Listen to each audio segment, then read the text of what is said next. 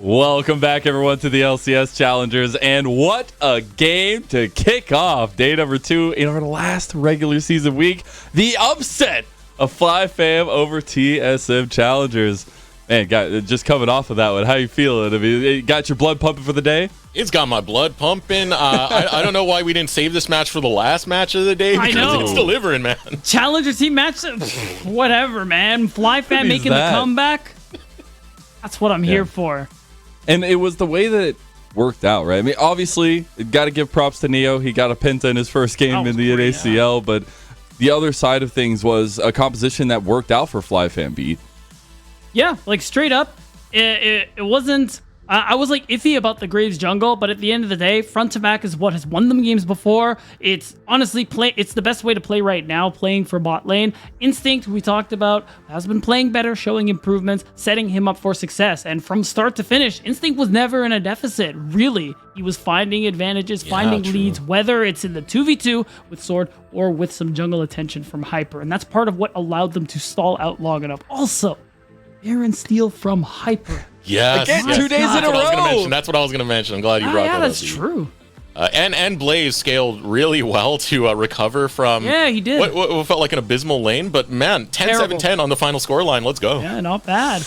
Not too shabby there. But what a game to kick us off as well. We'll circle back and figure out what is going on for game number 2, TSM's comeback potentially. But I do have a little bit of a fun halftime bit here for y'all as we're going to take a trip to the Challenger Safari here, gentlemen. Okay. As I am, for the first time, going to actually explain why I talk about animals all the time, in the fact that I actually have a degree in biology and environmental science from the University of Buffalo. And I also worked in a zoo for over a year as a exotic animal trainer in the education department. So I didn't know I have a little bit of a background in terms of talk about animals. But I do want to go ahead and talk a little bit about our players comparatively to animals, because I went and asked a bunch of our players, especially these 10 players here, what their favorite animals were, exotic animals, not regular animals, because then it would just be cats.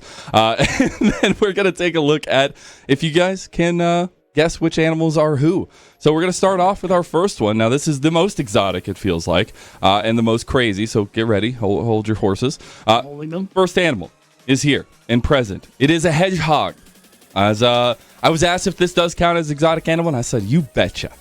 And I've got some facts about these animals as you guys kind of think about it. I've tried to tie some of these facts into the players. Obviously, some of them are just animal facts. But the hedge part of the hedgehog's name comes from where they build their nests. Hedges, bushes, shrubs, anything with a little bit of cover. They'll find a little burrow nest. Obvious, and I didn't know that. It should have been obvious. Yeah, you know what I mean? But I didn't know either. They used to be called urchins, actually, and that's where the name of sea urchins came from, actually. When in trouble, they curl into a ball to protect their soft underbelly. They have 5,000 to 7,000 spikes on their backs, and they use that to protect their soft little bellies. I don't know how that ties into, players here, but, maybe they have some spikes on the outside. I have a guess. But they are a gardener's best friend, is what they're called, as they keep a lot of pests away from growing plants. And, for one team in particular, that might be important with some initiatives and things that happen like that. So hedgehog, who do you think's favorite exotic animal is a hedgehog? Out of these 10 players. Okay. You know what just popped into my head instantly? Blaze. I was thinking Blaze at first. Just instant. I don't know. It just. I don't know. Okay, it kind of fits it as a metaphor, right? Because I'll say Blaze. They did attack his soft underbelly, and then afterwards he got rolling with the spikes up in there. 5,000 to 7,000 spikes, 5 to 7 items. You can't get 7 items, but you get it. I learned some about animals. I like it. You're wrong though. Okay, cool. That's why I didn't say Blaze. It's Sword. I'm gonna go ahead and give that one to you. No, we were on the right track. You're close. We're going to move on to the next one. And these next two are a series of very interesting ones, to say the least. But I think they fit our theme of maybe killer instincts. But next one's pretty obvious. I feel like a lot of people. It's actually the averagely the world's favorite animal is the tiger as our next favorite exotic animal of one of our players. Largest big cat in the world. They can weigh up to 4 fridges, refrigerators. Yeah. Fully stocked or empty? Take your pick. Did I'm he- gonna did say he I'm eat gonna today guess or not? MC. Oh, sure. I mean, I've had to lift fridges at some points in my life, and I could not imagine lifting 4 of them. So that's terrifying. The point about the world's favorite animal might be significant as well. Just to tie in a little bit about maybe where they come from. But they love to swim. They love to go into rivers, ponds. Take a little bit of swimming. How do you think that plays into maybe who this player's favorite animal is tied to? Is it Hanser? I want to take a guess on Neo. Okay. Ooh. Okay, so you got Hans or Neo. You're both wrong. I said, come on. Okay, so you're at least on track. World's favorite animal. TSM chants go around the world, apparently. But loves to swim. Loves to go in the river. Loves to gank people. Loves to get that killer in there. It's been scaring, baby. It's been scaring. Now, been scaring. You see there that big majestic one? That's Vinskaren. That's Vinskaren, right? Who's the little one? Get ready. Because I'm going to switch it up. Next animal. Next favorite animal. Guess what it is? It's a tiger. It's a tiger. Oh my God. Shocker. World's this one favorite animal on Hanser? average. It's the little one Shocker. this time. It's the little one. Now, who do you think is the cub of this picture here? Now, Doxa. do you want to give some? Hold on. Stop it. I got facts because this one I actually did tie in pretty well. Now, tiger cubs are born blind. They rely on their parents to guide them early on to become one of the biggest killing machines in the world.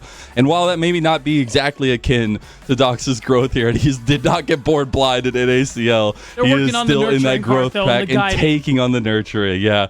Will share their kills with other tigers in a way that is unlike other big cats. And it's said that one swipe from a tiger's front paws can break bones.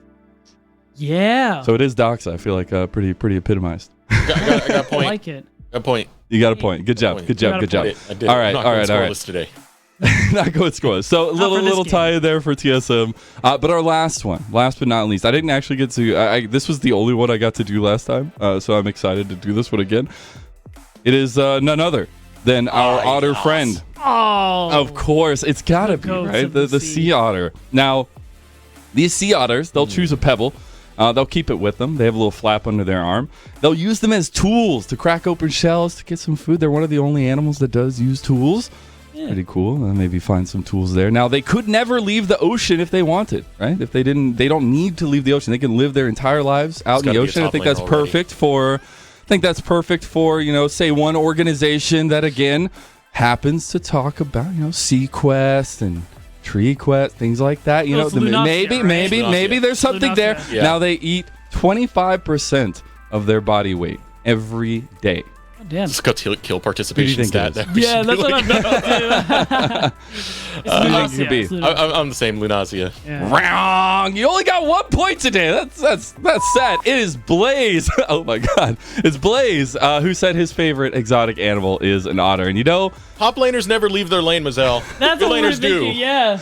but the more important part of that one wasn't the lane stay. It was the fact that it was FlyQuest and they had the Sequest thing not that long ago. So tie in where you like. All right, because that's where I have the power. I am the controller of all this. But it was Blaze. Blaze's favorite animal is an otter. So love to kind of bring you guys through the Challengers Safari and see some of our favorite players and their favorite exotic animals. But now we got to talk about maybe where TSM can find some of that killer instinct from the tiger in the jungle and Svenskeren and find a way to bounce back after that game and the upset that FlyFam just got Desirx. Yeah, it felt like TSM weren't on the same page when they did their engages. They had Draiku going in for the backline when no one in TSM could answer, and it resulted in a lot of these fights just falling completely by the wayside for TSM and FlyFam being able to capitalize on them. It just felt like a communication thing. I'm going to be straightforward. I think they got to really work on just making sure that they're syncing up for a lot of these plays that they make. Well, I'm looking at a top lane, see if Hanzo can flex on him or if Svenskeren finds a little bit more. Now, we are ready for game number 2, so guys, go ahead and take it away. No problem. I will take it. I will take it. Only because you said, Don Mazel, please, please. One of these days, when does the color caster get to take it? You know, why we never get to do the catch or the toss next series, or whatever. next series. I'll let you. Okay, we'll see. I'll be the color as well as we get to game number 2. B, what do you think needs to be different? I stress that it's just communication for TSM. How are you feeling? I mean, game 1 was like an excellent if you don't understand why people say top doesn't matter, go watch game 1. Real talk. Like, Hanser was Goomba stomping that lane. And at the end of the day, Lunacio was more useful.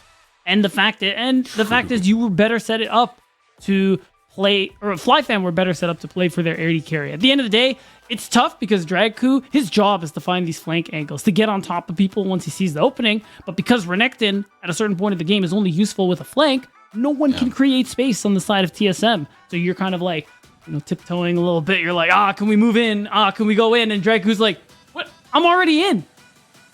Guys, what are you doing on the respawn? I'm over at their Nexus right now. You're like, hey, as like he's I'm over in Santa Monica, right to you, saying hello. Yeah, driving over to Canada now, saying hi to Beatdown. Hey, basically what went on with Dragku. I mean, that's why I was stressing the communication thing. I don't think much needs to change in the draft of TSM, and that's already showing right now as they're still very comfortable with that. That first pick, Annie, not just a tank top, a Cho'Gath top Beatdown. That's what we're waiting for.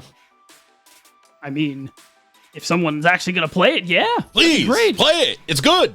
It is good. I mean, Orianna's good, and almost nobody plays her. So you just, teams have a different read. We will shout about it as much as we can / want. Yeah, but Orianna can't walk into the middle of your team, eat your AD carry, and walk out, and still have the entire team DPSing you the entire way back. Also can't have, like, the easiest lane phase of all time. Yeah. Because, I mean, forget about that. We'll talk about Cho'Gath if or when it gets here. This time around, though, FlyFam, especially because they can't early pick the Sejuani, it was banned away out of respect. They're just going to go ahead and actually secure themselves that Lovers Duo this time around. And okay, Hanser very firmly is like, I was not the problem, and runs back the Renekton. Fair, I would say, because the Renekton did well over on that top side. I don't know if I'd say fair, but I would still say it's fair. I stress it again. TSM had like a 6K plus lead for the longest time. Doxa Flame Horizon, Doxa doubled the gold around like 25 minutes, which Hanser, but yeah. Hanser, sorry. Which is like kind of nutty to that regard. So I really don't think the Renekton was the problem. The Hanser was able to get onto the backline and get Instinct a few times. So I'm not that upset about, I was going to say Doxa again, Hanser grabbing the Renekton. Listen, I know you like Doxa, okay? But, we got to get these players right. It's the way it is, man. It's the way it is. I was a big fan of Winthrop. But now, as we settle back into the life of this game in particular, I am going to notice that Viego got locked in this time. Hyper's going to be taking that one as responses and scare and getting the Wukong. Oh, I like the Kalista ban as well. And we've seen Neo play it in the LCS more than once. It's honestly in a good spot right now as well. So, you want to make sure you get remove that Ling dominant champion so that you have a decent time in the lane. Again, Instinct and Sword were instrumental in that comeback for FlyFam. So them getting this combination is really strong, is really important. And Hyper also has the Viego this time around, which is going to be pretty cool because you can farm like Graves, but you also have the opportunity to make plays. You have the CC in your own kit so you can gank set up. And this is what's nice for FlyFam and the way they've taken the draft. Opting to take their bottom lane in the first phase. Cho'Gath. They can ban towards the bottom lane of TSM. But let's see that solo lane, man. Let's see that solo lane. Top lane. Is it a Cho'Gath? Like it said in Cubby's tweet? Nope. Instead, Lunacia. You know what? I still like it. I like it, but that's early. If you're going to pick that, pick it last. Oh, and K'Sante would be...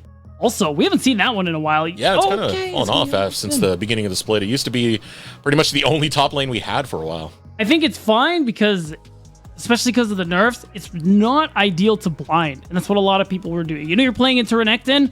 I mean, it's the same story. Hopefully you don't fall as far behind as Lunacia did in game 1 because that would be a lot worse on K'Sante. But overall, you still offer more in terms of utility, team fighting, and everything along those lines. And you can be that tanky front line. The only thing is, it's going to be a little tough when you're going, oh, yes! Yes! You got it, baby. Yes! That's it. Hanser. He knows. Hanser, you just won the game. Heard. It's over. TSM win game 2. Roll next. I don't know why you banned Cho'Gath. Maybe it's the mind games, It's like, if we ban Cho'Gath, they're never going to expect us to pick Sion. Maybe I'm giving them too much credit. Point is, TSM, draft looking way better this time. Oh, it's looking also, quite it's Renekton spicy. mid. I just took that in. Yeah. Oh, right. Yeah, It's right. going to be Renekton mid. Oh, Blaze. Maybe it's Cho'Gath mid. Maybe it's Cho'Gath mid. Wait. No. Okay, let's hold our breath on this one. Let's just I wait mean, the arrangements. it's it's Senna Cho'Gath. Oh. Did I just hear that right?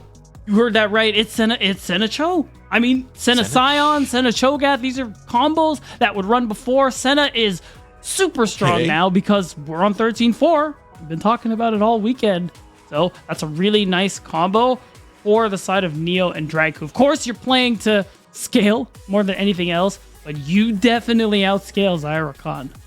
Okay.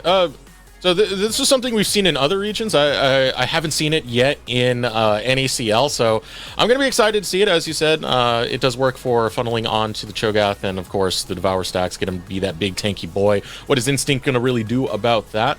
As well as the crowd control. There's a lot of good frontline that TSM have, and a lot of good power that TSM have to take these fights. Yeah, absolutely. So you still have Doxa on the playmaker here, where, I mean, you could just run back a lot of what happened in game 1, where you have a lot of focus on that mid lane. Blaze, immobile, waiting to scale. Annie, so much gank setup with the stun in her from her passive means that you have a lot of opportunity to be able to get Svenskeren to get that early lead we saw in the past game. The problem is too for FlyFam, you don't have that same ability to catch up anymore. So it means that early game can't go like last time. FlyFam going for that invade. We'll find Neo down there. Now, what's nice about having this Cho'Gath is the passive, man. It makes laning against the Cho'Gath, any like harassment and bullying you do, not the most effective because he can just kill a minion, gets a little bit of that health back. Alongside being next to a Senna, it's going to be very hard to punish this lane and just push it back. That's right. I like this though. Sword Instinct. Not leashing because Hyper is starting topside means that there is that opportunity for a level 1 play, except they decide to go against it. So, okay, they can't decide what they want. What do you want, Sword? What do you want, Beat? What do I want? Yeah. That's a good question. What do you want to see from this game? Oh, from this game? Yeah. Well, FlyFam, if they want a 2-0, which would be crazy as this would potentially be their first 2-0 in the split. It is a good early game from Hyper. We saw Svenskeren run the early game on that same Viego pick, so you need to do the same. You need to set up your laners for success. Yeah, you want to farm as Viego, but get some kills, influence the map. Yeah. That's how you win this game. And you influence the map a little bit earlier, I feel like, on a Viego than a Graves. I think some of that plays to a little bit of the crowd control that you have to be able to set up some of these ganks and still be a menace into TSM's plans. Hyper does work well with a lot of these scaling junglers, so pretty excited to see if he can have a big impactful early game as we saw some scaring in the last one. Leche, Lauren, of course. My goats. Cho'Gath. Hashtag Kangas is old. Okay, we can't skip that hashtag NACL, even though the more important hashtag is Kangas is bald. You know, go ahead and let us see some of your tweets if you want that. Hashtag NACL or hashtag Kangas is bald, as Leche Lauren has shown. Or both at the same time. That's right. He's bald. They're bald. Bringing it back to the game. Eyes are on the top side from Lunacia. One time, Emily, our producer, was like, "How is there just so much bald?" When like looking at his head? Yeah. Why doesn't she say that about you? I'm not bald. What? Hyper pathing towards the bottom lane right now. That's true. We bail out of this. This is the way we've been going all split beat. I know, and you know, This is the only bald person in the broadcast. I'm just an imposter. This is the switch up in the 11th hour. Oh, speaking of switch ups, Hyper affecting lanes. What I want to see. Hyper looking for Doxa. Doxa does have flash. Turning fires from Skaren in the back pocket. Will hop on in. The club away onto Hyper and Blaze, but no one gonna go down for first blood. Still trades going pretty much all over the map. We got these small skirmishes. Sword gonna back off, getting some chip damage onto Neo. Neo getting even lower. Heal gonna be burnt out. But now here comes the Rupture, the counter attack coming out from TSM. That crowd control is spicy. Don't want to mess with it too much, but gonna go neutral. A lot of trades though, Beat. I like it from Instinct and Sword. They know that they're on the clock alongside the rest of FlyFam, so they're keeping the pressure up. This priority, I mean, you're playing because Senna is farming. Oh, I gotta hold that thought. Again? Look who's here! It's also nearby. It's the exact same play. I thought we were having a replay for a second. Yeah. But this time, no trades. Flash gonna be burnt out of Neo. Sword, so quick to try and get these summoners out. Got the heal earlier out of Drake, who now gets, not Drake, excuse me, Instinct, and now be able to burn a little bit more. That's huge. Really nice from Instinct and Sword. Again, they're keeping the pressure on bot side. They know they're on the clock, so they're trying to press the advantage here. You're farming as a melee into a ranged champion like Xayah as well. So this pressure they put on Neon does limit a little bit of the CS he's going to get for himself here. And they also know that they're going to get outscaled. So I like this from the side of FlyFam. And I like the activity from Hyper. He's got to be able to affect more than just mid lane. Haunter, I mean, he's at perma top prio all series long so far. And that's something that so far he hasn't been punished for. That's got to change. Yeah, a third of his games he comes out ahead in lane CS, one of the best laners that we have in the NACL, and one of the best at using those resources to get TSM a lot of early leads.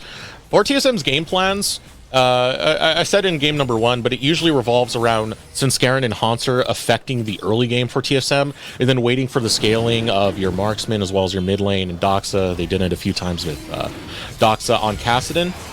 So, yeah, just straight to the style of TSM onto that regard. Also, wow. Like, the aggression is so good because it's also making it harder for Neo to farm like I was talking about, but also it means that you have priority over these dragons. And that's an important thing for FlyFam, who are going to fall off later in the game. Stack these dragons up. Play for that dragon soul. That's why you're going to see them just continuously focus on this side of the map. Svenskeren, though, oh man, they got something to say. Ooh. And he's 6. It's still level 5 for Sinskaran, but as you said, level 6 for the Annie. Yep. Flash Tibbers is a quick engage that's hard to read. The only telegraph you have is that, hey, they have a stun ready, but when are they going to use it? Right now. Yeah, but it isn't Tibbers, you know? It wasn't the big stun that we were kind of banking on here, but you can see it. FlyFam, this dragon's so important for them. They know it. They're spending so much time trying to secure it, but them eventually giving up and recalling does give an opportunity for Svenskeren to start it up and take it. Oh, he's not gonna. Okay. Nah, doesn't want to risk that with Hyper being a little bit too close. I mean, I see why. If you give Viego a kill, Viego likes skills. Viego likes skills a lot more than a lot of other junglers. A lot of other champions. Like, let's be real. Now, means that the earlier start to dragon stacking isn't there for FlyFam, but they don't lose out on the dragon. Now Hyper has to path top and won't get the opportunity anytime soon. Oh, wait a minute. Oh, Doxa. Ooh, we'll get the trade out. So this is one thing about Annie. A lot of people are unfamiliar with playing against an Annie, as she's only just started recently popping up again, but her cooldowns, they're quite low, and Blaze not going to win out in that trade. Very cool. It's very cool, I must say.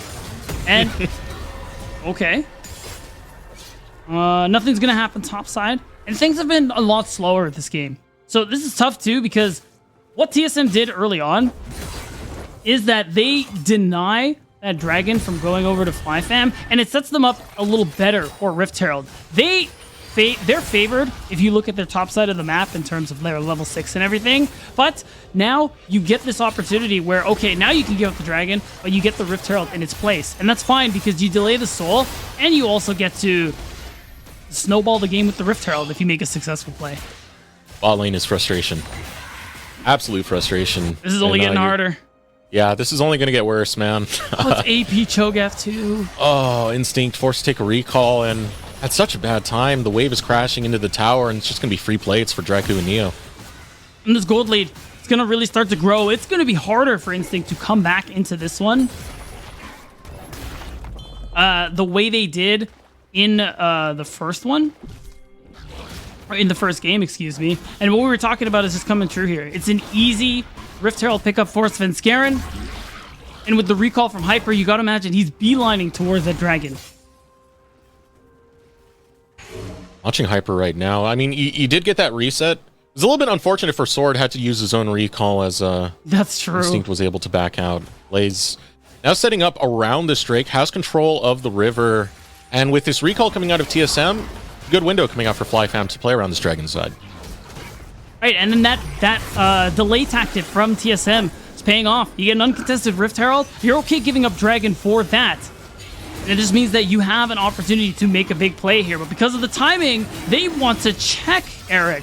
Because they know there is a chance that FlyFam are still doing this. And with Doxa stun up, level 6 up, there's an ult play here. Oh, gets knocked up before he can get the Tibbers out. We'll still be able to drop it, but the damage is too big. FlyFam will get first blood. Blade Caller comes out, only going to land on the clone of Svenskeren. First kill going to be found now. Hanser caught underneath the tower! Lunacia will brutalize Hanser! Coming in clutch here in game 2. Not as easy to have the impact if you fall behind like on Sejuani. So Lunacia makes it happen. FlyFam win on both sides of the map. This is the early game we needed to see from game 2 if they wanted to have a chance at 2-0ing the series. Lunacia, we talked about it earlier during the pregame. That little highlight segment was more of an Eminence cosplay because of all the solo kills. Well, there is another one. There's another name marked off the list for Lunacia to take down all the talent we have in NACL. But now FlyFam are focusing towards this bottom side. Continue this momentum that they picked up very early on. Not able to find much else is going to read it out, but what a start for FlyFam. It's not just momentum, the activity. Oh, wait. Oh, like yeah, we are not done forcing the flash out of both the bot laners TSM.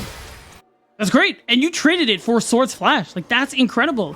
Now, Hyper, it's, gotta be careful. There's still a Rift Herald for TSM to play with, but this activity early game is what we needed to see. Hyper has the tools.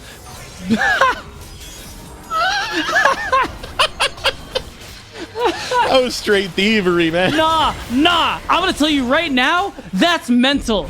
That's only for the mental. You commit your ultimate for that? Come on, man. Like, you're trying to get in his head, and I respect it. Oh, wait, this is really bad, though. This recall timer. Hold on. Yeah, I don't think the mental game is one when you're losing a tower on the back half of it as well. No, I mean, you dodge a potential dive. Recalling when they did, but you give away first turret. And this is Senechogath, again, scaled monumentally. So that's a mistake that could very well haunt FlyFam into the later stages. Overall, as long as they keep up this activity, they should be all right. But we need to keep seeing Hyper play for lanes. We need to see Blaze, who's looking for these roam opportunities, continue to do so as well. Because it's worth noting, he's been having a much better time compared to last game. Yeah, he's been trading better with Doxa, as we saw in those mid lane exchanges.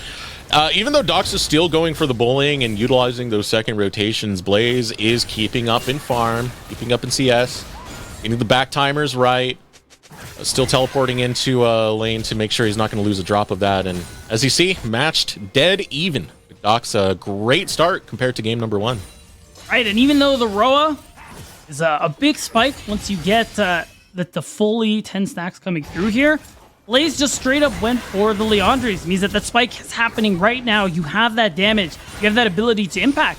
That means these are these windows for FlyFam to really start to turn up the heat. Now we're seeing mythics come through. We're seeing these first item breakpoints start to come up across the board, and they have to take advantage of that. Dragon coming up in 2 minutes. That's something I have my eyes set on for them as well. And even more aggressive plays are open to them. They just have to keep it up.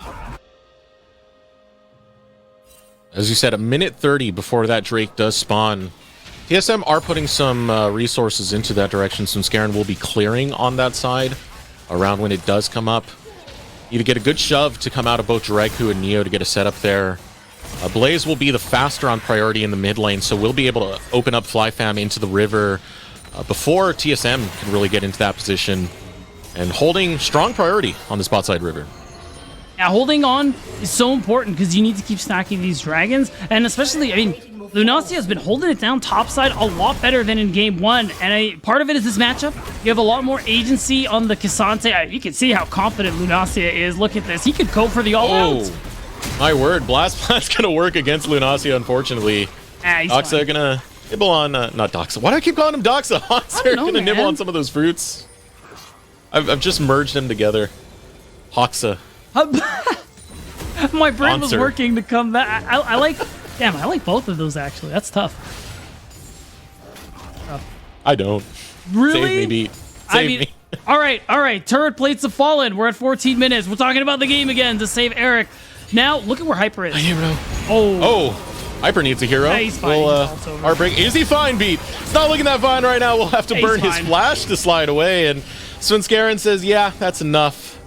I've given them a warning shot. They dare step up again. I'll give them the haymaker right after. And it seems like FlyFam are trying to fight for a bit of priority, but losing out those many resources off of that exchange with Svenskeren, it's going to win out for TSM. That's brutal for FlyFam. TSM, much like FlyFam in Game 1, are just looking to slow things down. Slow down everything FlyFam wants to do, and that includes stacking the Dragon Soul. And now, Doxa technically is going to get caught out. Oh, he might die. Oh, he might go down. Oh, stopwatch. Great time. Yeah. Damage could come in. Doxa will survive. And FlyFam going to come up empty-handed. But good thing for TSM is they stop some of that Dragon stacking. That's right. They slow it down, and they maintain this gold lead that they have for themselves. And that's huge for them. They want the game nice and slow because you see Senna starting to stack up on the souls, starting to scale up. We're at 51, which is two upgrades, essentially. You know, more crit chance, range, everything like that. And once you get to 100 stacks, that's when Draiku is really going to start to do some damage. Call being made for the Rift Herald from Hyper. Priority in the mid lane. Perfect call. Continue accelerating this game. Now I want to know where he's going to put that gold Rift Herald. Last time, he put it on an Instinct, and that ended up paying really well. It got Instinct pretty far ahead to the point where FlyFam had a point of damage while they waited for Blaze to scale. See where he puts it this time. I'd really like them to put more gold into Instinct. You're playing the Xayah, you're playing for those 2 items. The sooner he gets there, the better. Blaze is already at a point where he can have a lot of impact. So it's Instinct that I want to get accelerated because, again, like, you're hard to get on top of, even though TSM have a lot of dive. So the more gold you have in your pockets, the more DPS you can put out. Teleport coming out. TSM, they are setting up around this topside river, but there's not much to really have. It's going to be more of a setup to try and figure out where they want to contest FlyFam's next point of aggression. Again, Rift Herald did go over to Hyper. And so far, this game's going to go at least a little bit slower than what we had in game number 1. I say a little bit. It's technically a lot of it. Yeah. The change right now is Dox is getting chased. Hyper looking for the snare to go through. Dox over by the wall. Will flash away. Here comes Sword looking for the tower dive. Tibbers goes down, but so does Doxa. You'll see your pet bear down there. Yeah, really nice. And with all that effort topside, no one's going to be here to answer that Herald play. So really nice move from FlyFam, continuing that proactivity we needed to see for them. It's going to earn them more gold. It's not an Instinct like I was highlighting, but gold on Blaze is definitely something that you can appreciate as well. It's not like you're racing for first turret gold either, so that means you're just getting more gold into your pockets as FlyFam. This is good. You know, you're getting it on a carry, and that's what matters the most for FlyFam right now. Blaze scaled beautifully in that game number 1. So cashing in on him, not a bad choice. Answer's still going to find some gold of his own, though, as he will take a tower over onto that top side. Gore Drinker completed. Lunacia still itemizing a lot of that armor to try and contest what's going on up here, because you can see, even with Lunacia getting that solo kill, Answer's still winning out the lane. Yeah, you could still, like as Cassandre, just keep grabbing armor at this point. You're not too worried about any damage yet. This is why I'm expecting him to finish the Thornmail too. And we actually really haven't talked much about. We've highlighted how FlyFam need to keep up the the pace of the game, and TSM want things to slow down. But we haven't highlighted what Lunacia is able to bring in team fights. The reason why I favor a champ like Cassante over something like Renekton is because when we get to team fighting, you can basically kidnap your enemy carry and then just 1v1 them in some kind of duel. It's like a pseudo death realm.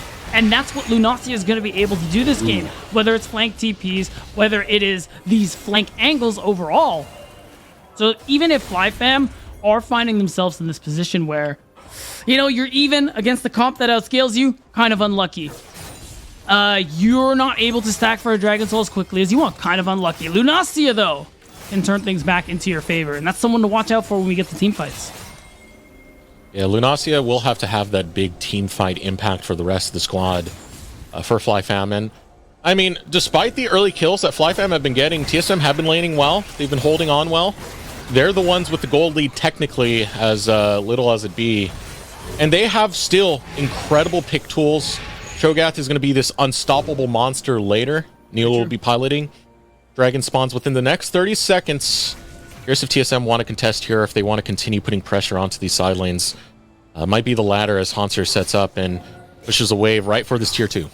For the most part, Hanser's been affecting the side lane by himself. That's something FlyFam were punishing in that last game a lot. Which FlyFam are going to focus on the Dragon more than anything else. They're going to send Lunacia for that isolated 1v1.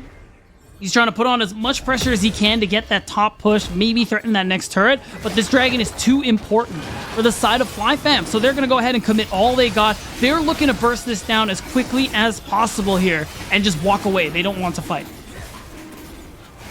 Teleport coming in. Hanser's going to join the fight.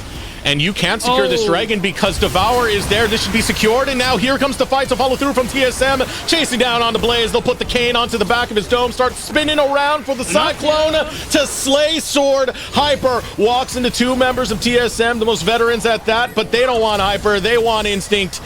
Blade Caller comes out. We'll get the root on to the duo of this top side, but that's okay. Your marksman will get away. Lunacia will not. TSM 3 kills back to back. Oh, that's brutal. Lunacia teleported way too late to that fight. I don't think they actually knew Hanser was there. And that angle was perfect for TSM. It's going to earn them another Dragon. It's going to earn them a bigger gold lead. And it's just this proactivity that they didn't necessarily need to go for them. But the fact that you, as a comp that's going to do so well in the late game, get a play like this is just beautiful. And this Dragon stacking, you know, even though this fight is going off, it was pretty handily won by TSM early. But I just want to say this Dragon stacking win condition is so hard for FlyFam to actually really contest here. You're doing it against a Cho'Gath, man. That Devour is not anything to frown about. What it does when you're going AP, you get the extra scaling, and it's going to outdo the Smite. That too. Oh man, I didn't even think about that. The thing that's so tough too, that fight, like, you were at a severe numbers disadvantage. And that's something that Lunacia is going to need to be careful of. You not only do you have to mark the Renekton, you're trying to go all in on a carry like Dragku more than anyone else. Doxa, if you can get the angle. Oh, here we go. Scaring onto Blaze. Teleport coming out. Neo on the sideline. Sword looking to peel off for the rest of FlyFam, and will be successful in that mission. Nice. You get the teleport out of Doxa, realistically for nothing. So now that's no teleports on the side of TSM. There's that opportunity for Blaze, or even Lunacia, to really affect one side of the map, specifically top side, just because of the fact that if you send somebody bottom, like Blaze, no one's going to be able to answer for fear of losing out on something like the Baron. Tower going down in the mid lane means TSM get a lot more vision control of this map. They can get it deeper into the jungle of FlyFam. And what was a pretty good early start for FlyFam has now fallen more and more by the wayside. FlyFam looking to fight something right on back, and this is where they're going to find it. A pick on the Dragku, and it's a kill going over to Hyper as well. Really big and unfortunate failed flash from Dragku. Means he is caught out. It was happening last game as well. He is the carry. He's got to be very careful with how he positions, even if he is still the one with the support item and in charge of vision. That's why we need to see him sync up more with Svenskeren. You need that cover, being as squishy as Senna tends to be. It's picks like that that got FlyFam back in the game in game 1. Obviously, TSM are still very much in control, but considering what we saw, it's definitely not locked in. It's not at all. With what we saw in game 1, nothing is locked in. Yeah. Yeah. It's wild how much these teams swing at each other. It's kind of one of those fights where you're just looking for the knockout blow at all times. You're not really trying to dwindle down your fighter. You just want to win, man. Exactly. We might see more thrown in the next minute 30. Dragon will be spawning soon. We'll see who's able to set up there early. Already some pre-existing vision there for TSM. FlyFam going to fight for some vision control. Oh, not only that, they're going to fight for Hanser. A little too deep, they feel. Uh-oh, are they? Oh, maybe they aren't. Oh, no. Dynamic Duo shows up, goes for the pinch, and Sword wants none. It's a pretty big deal. You force the quickness out of Sword. It's short as far as cooldowns go, so maybe it'll be up in time for Dragon, but because what play you were kind of thinking about didn't work, now you're just going to see vision completely in TSM's favor. You can already see what they've laid down so far on that bottom side, not only in the river and around the Dragon Pit, but into FlyFam's side of the jungle too. If they walk in and face check a comp like TSM's, especially with Hanser and Neo playing the champs that they are, they're going to struggle. So I like what they're doing instead. Focus on this top side of the map, take down turrets, maybe get gold, because this dragon, you just can't fight. TSM can't really bite their time too much. You don't want to give more and more opportunities for FlyFam to find a way to get back into this, because that's what happened in game number 1. I do like the draft that they have to team fight. I think it doesn't require things to work.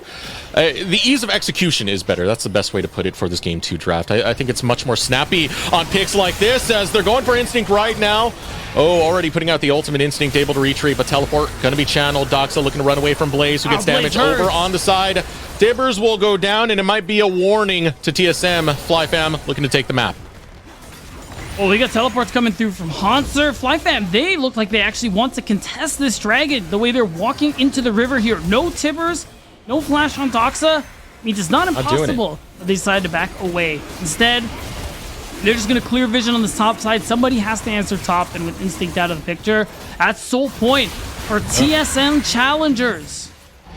It's not getting stopped, B. I'm going to put a bet on it. If we do have a full 5 setting up around this dragon, FlyFam, I fully don't believe they get it. Smite, Devour is way too much. It should be a guaranteed Dragon Soul. FlyFam will have to set up early to deny that through. Now Svenskeren going after Hyper.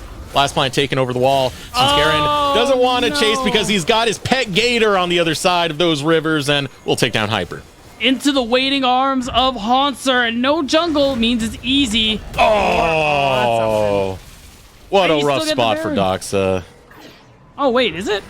That's a teleport being blocked. Oh, I know, but like he's still gonna live. TSM still get the Baron, whatever. As long as he walks away, which it looks like he will, you know. TSM it still hurts, man. 6K gold lead. You're probably emote spamming like, you got me. Too bad you didn't get the Baron. The teleports from Doxa have just been a little bit more on the questionable side, to say the least. A little Mia ping, if you will. Yeah, still doing well on snappy engages with the Tibbers, and understanding that it is a low cooldown. I can just throw it out. I got first strike. I don't care. I want to get money. I want to get damage.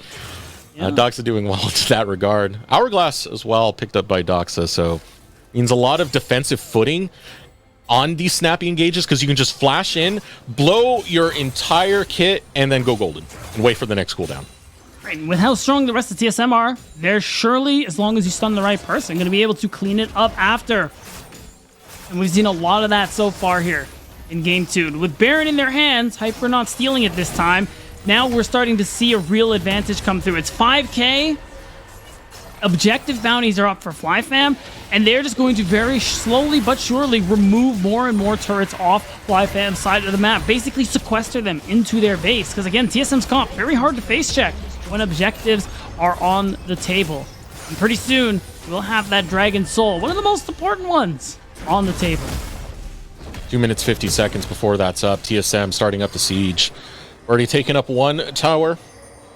Tier 2 bot lane going to be secured as TSM kind of dance between the mid and bottom, getting a lot of deep vision control onto this end and really utilizing this Baron. There's not much of a worry for TSM at this given moment. You know, they don't have to pressure too much other than utilizing this Baron. More than anything, it's just the Dragon Soul that I'm thinking about. Another Tier 2 will go down. Lunacia, that's not the cue to take the fight. Instead, we'll back off. And TSM racking in the gold off the structures. And we got to credit FlyFam for that attempted proactivity in the early game. They were trying. They were making plays. Instinct and Sword very aggressive, at that bottom side. But we weren't seeing that success. We were needing to see if FlyFam were going to be able to finish this series 2-0 here. We're at a point where TSM now, they're online. They're strong. I'm really scared to ask, but I need to know what Senna's stacks are, because Dragku has reached level 11, is getting close to that second item, and it's 102. Like, that's 4 buffs, range increase of 100. You see the crit strike going through. Like, this is crazy from Dragku. Like, he's here. He's ready to play it. Oh! Hyper's not. The Devour going to be used, and now you're down. A jungler looking to take this fight right back is going to be Instinct, but you got to be careful. Svenskeren has arrived, and you don't have your ultimate anymore. Cyclone to get the knock up on Instinct, who returns damage, but it's not enough. The Cane slams down and squashes him like a bug. Svenskeren hunting for more. Doesn't want half of the bot lane, wants the whole damn lane, and will get a double kill. Blaze caught between a monkey and a Cho'Gath, and one of them looks very, very hungry. It's going to be the monkey.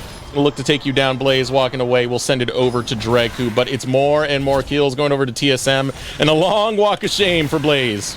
Oh, that's a brutal one, and it's right before the Dragon Soul is going to spawn. TSM. Oh, wait. Oh, he gets away. Yeah, no stun. He's out. Yeah. See, Doxa? That's how it's done. All right, so able to escape there. No stun for Doxa. Unfortunately means that Blaze gets out, and TSM will not be able to stagger those death timers a little bit more. That's the big thing right there. If Blaze went down, that's a staggered death timer with 25 seconds left for Dragon. Yeah, Dragon's not on the table for FlyFam as it is.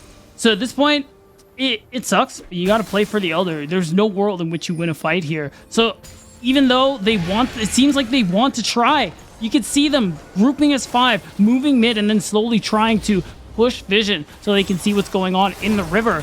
What's worth noting, Doxa used Tibber earlier, so that isn't available. So no big AoE stun unless he flash Ws. Oh, TSM are not worried about that, though. Still looking to catch these ruptures, which just have a low cooldown. Very telegraphed, but when you're in these choke points, it's so hard to get away from them. As you see right there, Blaze being knocked up. And yes, that is an AP Cho'Gath, so it's doing damage. And Sword feeling a lot of that on the back end, half health now. This is Dragon Soul for TSM. Hyper? Oh no, they sniffed him out. Yeah, Hyper.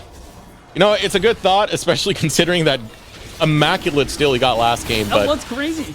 I'm sorry, it's not going to happen with the Cho'Gath. I'm telling you, when you're in situations like this, you should all in topside. There's a top turret that you could very well be picking up for yourself while you're losing the soul. It would at least be some gold back into your pocket, but looking like FlyFam, yet nothing. As now, you know all of TSM are recalling. You know you can't actually threaten that top tier 1. You're just going to reset and kind of hope for the best here. I mean, big thing, Instinct is at 3 items, so a lot of damage coming through from the Xayah. The problem is, especially Neo on this Cho'Gath, but the front line overall for TSM, you don't actually have... You have very few ways to actually get on top of the carries of TSM. And they are so strong, they are so comfortable in the backline, that only a crazy flank from Sword and Hyper, or even Lunacia, could make it happen. And how hard is that to pull off to borderline impossible. Poor Hyper getting chased out by Haunter. Dominus going to be popped. Big Gator going after Hyper, but Lunacia playing in defense right now. Ultimate comes out from Dreku. Lunacia will be the one fed over. The sacrifice to let Hyper live. Let your smite still be on the map. You know what? Remember when I said Lunacia didn't have to, could only build armor? I lied. We did not factor in the AP Cho'Gath. And it showed in that fight just there. And it just means Baron now for TSM. And so easy for them, they can send their solo laners in various pockets just to make sure, like, hey, you shall not pass. Doxa waiting for Hyper, but Hyper takes the other path. As I said, like, you're not taking away neutrals from TSM. And it shows even more. Doxa looking to take lives from FlyFam. Blaze caught out all by his lonesome. Didn't send Tibbers after him! No way, Doxa. Okay, the shield comes out from the W. It's fine enough. Doxa's going to survive, but that was almost a blunder. Blaze is thinking, you know what? I'm going to need me some of those Zanya's hourglasses, because I'm sure that's what he's thinking of building towards there. Really nice play from Doxa to just make it that much easier for TSM to utilize this Baron. They're even continuously using teleports. They want to put all the pressure on, and Neo's such a big boy. You got to let him in. He's knocking right now. Neo at your front door. Can you hold the door? Ooh, inhibitor goes down. One down in the mid lane already. Only one remains bot lane, but TSM aren't too concerned about that. They think they got the game. They're going to look for the closeout as they guide these minions into the base. Baron empowered. Half health remains on one of the Nexus towers. Hyper charging up, positioning forward. will be enough to take TSM out of the base.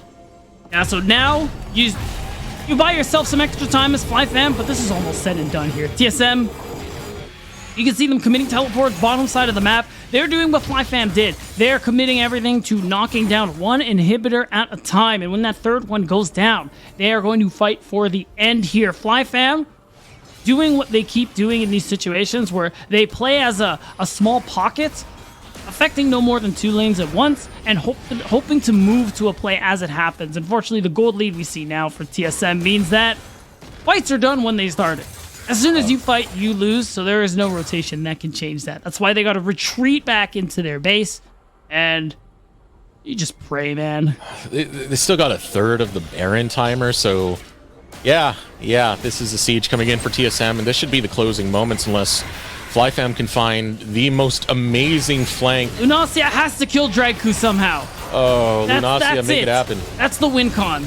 Here comes Sword. Oh, triple knockup coming through. Blaze takes down one. Drago's dead. Blaze is going to find Svenskeren. Oh, Svenskeren barely able to slide out, but FlyFam, this is their home when they're behind. They'll fight tooth and nail. Another trade coming through. Svenskeren will take it. Hyper taking that Cho'Gath form, but will he go for the chase? Has the rupture behind the knockup. They're looking for the end right now. Haunter and Doxa leading right into the base with the minions, with the Baron buff. Nexus Tower number 1 goes down. Haunter starting to run low here as Lunacia trying to be that wall alongside Hyper. Can they build it up? Can they make it strong? Knockback gonna be found. Svenskeren says, screw this. Let's just end the damn game, boys. And they'll take it home for TSM, or will they? Not without a parting gift, and that's gonna be padding on that KDA. One more bonk and it's done. TSM tie it up 1-1.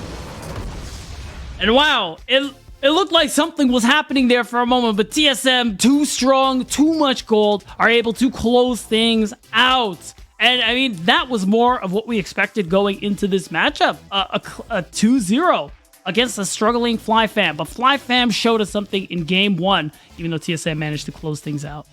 They showed us something well in game 1, but man, at TSM, even when FlyFam had an early game 2 lead, they still found the gold lead and just ran away with that game. Congratulations for TSM for winning that game number 2. We're going to take a moment to throw it over a short break. When we return, we'll have Mazel an interview one of our winners from TSM.